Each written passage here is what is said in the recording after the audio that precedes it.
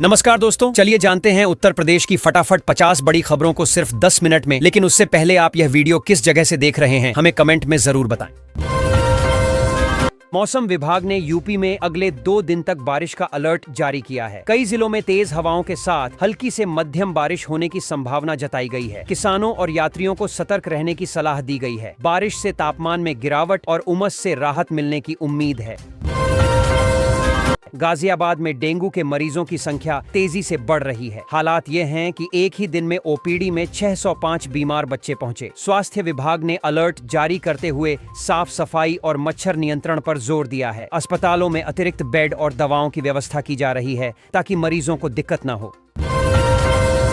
UP के CM योगी ने बड़ा ऐलान किया है। सरकार एक नया कॉरपोरेशन बनाने जा रही है जिसका उद्देश्य युवाओं को रोजगार और उद्यमिता के अधिक अवसर प्रदान करना होगा। इस कदम से स्टार्टअप, स्किल डेवलपमेंट और निवेश को बढ़ावा मिलेगा। सरकार का दावा है कि इससे राज्य में रोजगार के नए द्वार खुलेंगे और युवाओं को सबसे ज्यादा फायदा होगा।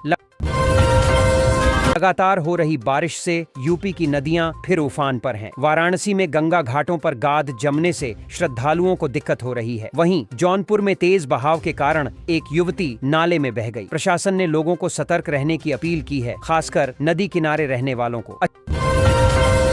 अच्छी खबर है कि यूपी में छूटे हुए 6 लाख छात्रों को अब छात्रवृत्ति का लाभ मिलेगा। सरकार ने पोर्टल फिर से खोलने का फैसला किया है ताकि पात्र छात्र आवेदन कर सकें। सीएम योगी ने यह सौगात छात्रों को देते हुए कहा कि किसी को भी शिक्षा के अधिकार से वंचित नहीं होने दिया जाएगा।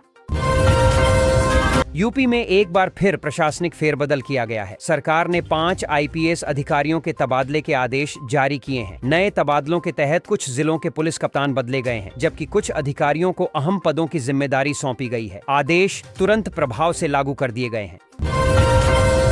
पंचायत चुनाव से पहले सपा अध्यक्ष अखिलेश यादव ने बड़ा कदम उठाया है। उन्होंने सभी जिला और विधानसभा प्रभारियों को हटा दिया है। माना जा रहा है कि पार्टी नई रणनीति के तहत जल्द ही नए प्रभारियों की घोषणा करेगी। यह फैसला संगठन में बदलाव और मजबूती के उद्देश्य से लिया गया है। यूपी में अब 5 साल से कम उम्र के बच्चों के आधार कार्ड घर पर ही बनाए जाएंगे। यूआईडीआई की इस नई सुविधा से माता पिता को अब केंद्रों के चक्कर नहीं लगाने होंगे। अधिकारी घर आकर बच्चों का नामांकन करेंगे। इससे आधार कार्ड बनाने की प्रक्रिया आसान और सुविधाजनक हो जाएगी। यूपी के 2 सरकारी शिक्षकों को राष्ट्रीय शिक्षक पुरस्कार के लिए चुना गया है। उन्हें राष्ट्रपति द्वारा सम्मानित किया जाएगा। इन शिक्षकों का चयन नवाचार और गुणवत्तापूर्ण शिक्षा में बेहतरीन योगदान के लिए किया गया है। शिक्षा विभाग ने इसे राज्य के लिए गर्व का क्षण बताया है। यूपी में खाद की किल्लत को लेकर सपा कार्यकर्ताओं ने जोरदार प्रदर्शन किया। विधानसभा घेराव के लिए आगे बढ़ते समय कार्यकर्ताओं और पुलिस के बीच धक्का मुक्की हुई। सपा का आरोप है कि किसानों को समय पर खाद नहीं मिल रही है, जिससे फसल प्रभावित हो रही है। पुलिस ने हालात संभालने के लिए बैरिकेडिंग की। यूपी के निकायों में 607 पदों पर भर्ती प्रक्रिया जल्द शुरू होने वाली है। उत्तर प्रदेश लोक सेवा आयोग इन पदों के लिए विज्ञापन जारी करेगा। विभिन्न तकनीकी और प्रशासनिक श्रेणियों के पद शामिल होंगे। उम्मीदवारों को योग्यता और आवेदन प्रक्रिया की जानकारी आधिकारिक वेबसाइट पर उपलब्ध कराई जाएगी। यूपी में ट्रैफिक जाम की समस्या से निपटने के लिए 5000 पुलिसकर्मियों की तैनाती की जाएगी। इनमें महिला पुलिसकर्मी भी शामिल होंगी। डीजीपी कार्यालय से इस संबंध में आदेश जारी किए गए हैं। नई तैनाती से मुख्य शहरों और व्यस्त इलाकों में ट्रैफिक नियंत्रण बेहतर होगा और लोगों को जाम से राहत मिलेगी।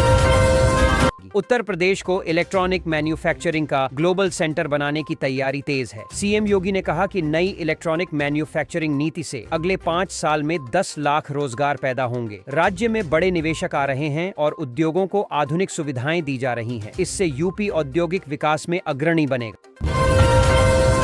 उत्तर प्रदेश के कुशीनगर में हाईकोर्ट के आदेश पर प्रशासन ने बड़ी कार्रवाई की। अवैध निर्माणों को हटाने के लिए बुलडोजर चलाया गया, जिसमें 8 मकान ध्वस्त कर दिए गए। इस कार्रवाई से दर्जनों लोग बेघर हो गए। प्रशासन का कहना है कि ये निर्माण सरकारी जमीन पर थे। प्रभावित लोगों ने पुनर्वास की मांग की है।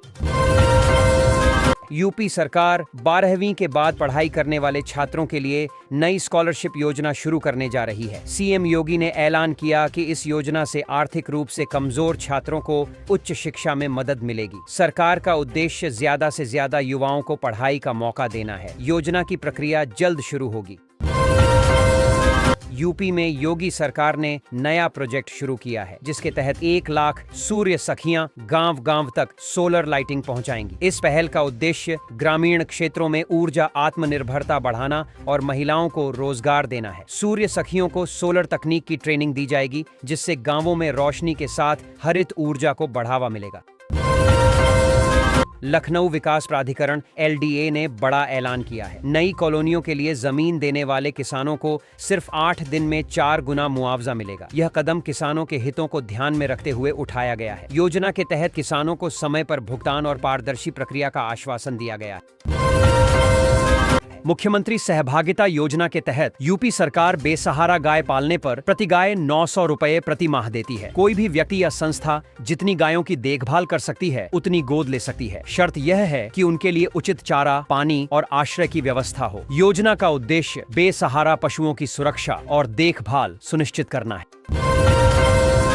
Delhi Varanasi bullet train project पर बड़ा अपडेट आया है। यह हाई स्पीड ट्रेन यूपी के 60 गांवों से होकर गुजरेगी। प्रोजेक्ट के लिए भूमि अधिग्रहण की प्रक्रिया तेज कर दी गई है। ट्रेन 800 किलोमीटर से अधिक की दूरी तय करेगी और कई बड़े शहरों को जोड़ेगी। सरकार का दावा है कि इससे यात्रा समय में भारी कमी आएगी।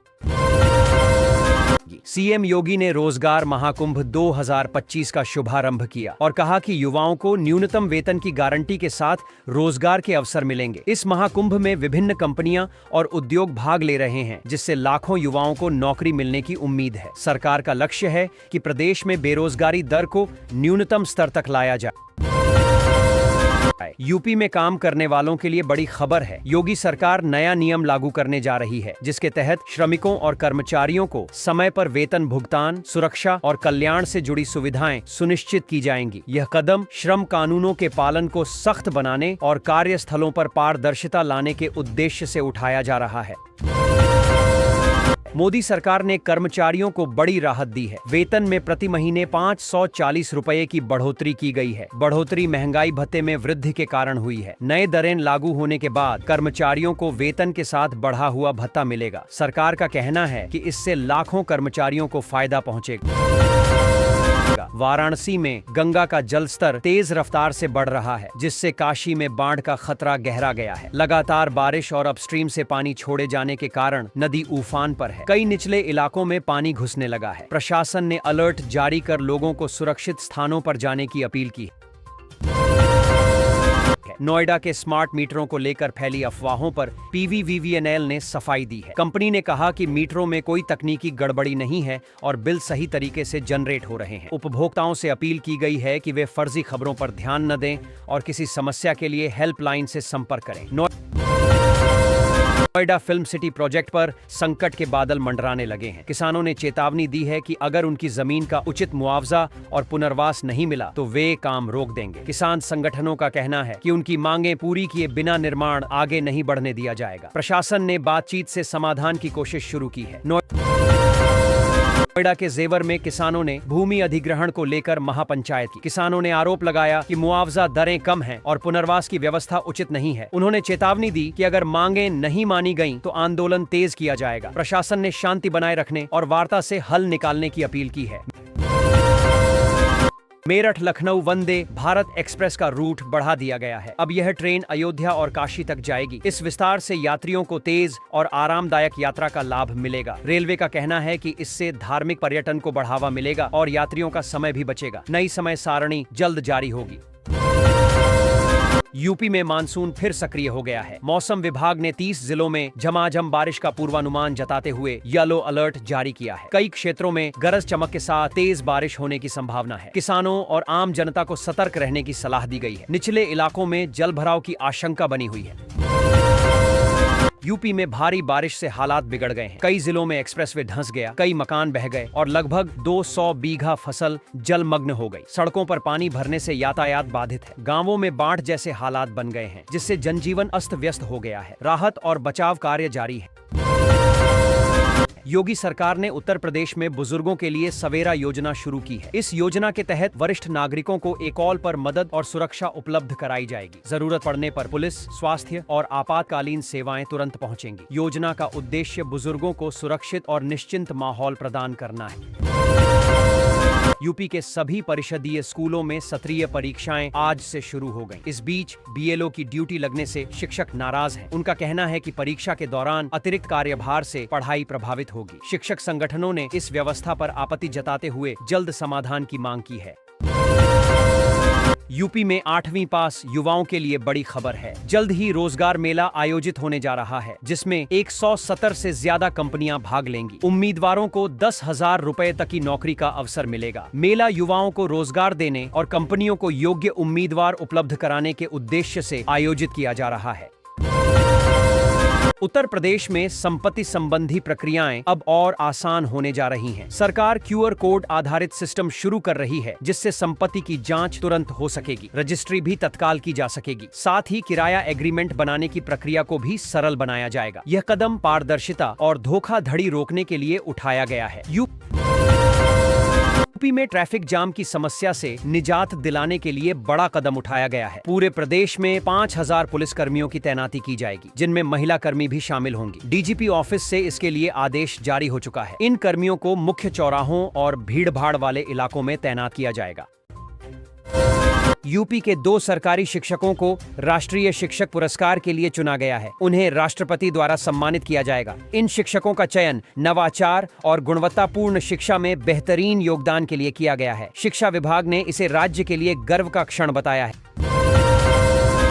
यूपी में खाद की किल्लत को लेकर सपा कार्यकर्ताओं ने जोरदार प्रदर्शन किया। विधानसभा घेराव के लिए आगे बढ़ते समय कार्यकर्ताओं और पुलिस के बीच धक्का मुक्की हुई। सपा का आरोप है कि किसानों को समय पर खाद नहीं मिल रही है, जिससे फसल प्रभावित हो रही है। पुलिस ने हालात संभालने के लिए बैरिकेडिंग की।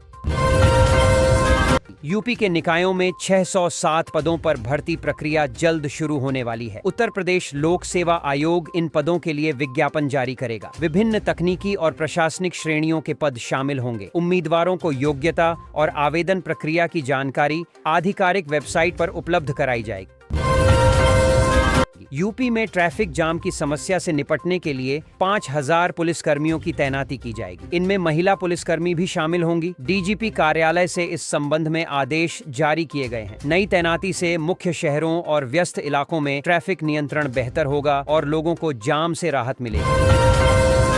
उत्तर प्रदेश को इलेक्ट्रॉनिक मैन्युफैक्चरिंग का ग्लोबल सेंटर बनाने की तैयारी तेज है। सीएम योगी ने कहा कि नई इलेक्ट्रॉनिक मैन्युफैक्चरिंग नीति से अगले 5 साल में 10 लाख रोजगार पैदा होंगे। राज्य में बड़े निवेशक आ रहे हैं और उद्योगों को आधुनिक सुविधाएं दी जा रही हैं। इससे यूपी औद्योगिक विकास में अग्रणी बनेगा।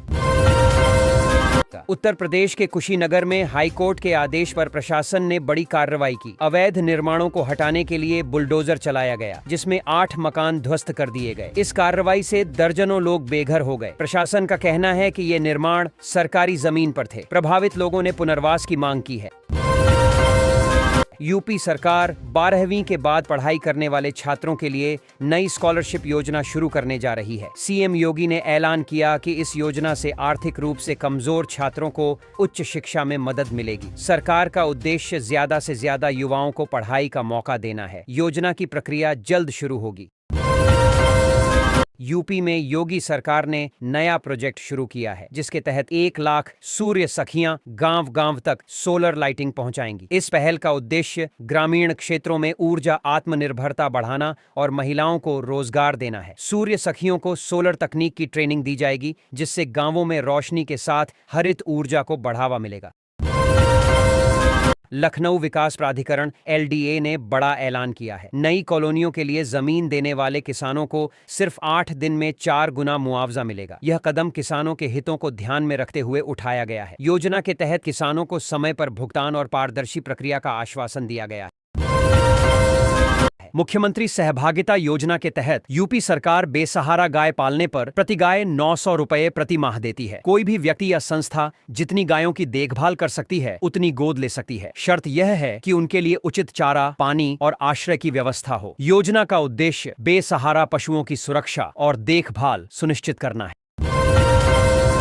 Delhi Varanasi bullet train project पर बड़ा अपडेट आया है। यह हाई स्पीड ट्रेन यूपी के 60 गांवों से होकर गुजरेगी। प्रोजेक्ट के लिए भूमि अधिग्रहण की प्रक्रिया तेज कर दी गई है। ट्रेन 800 किलोमीटर से अधिक की दूरी तय करेगी और कई बड़े शहरों को जोड़ेगी। सरकार का दावा है कि इससे यात्रा समय में भारी कमी आएगी।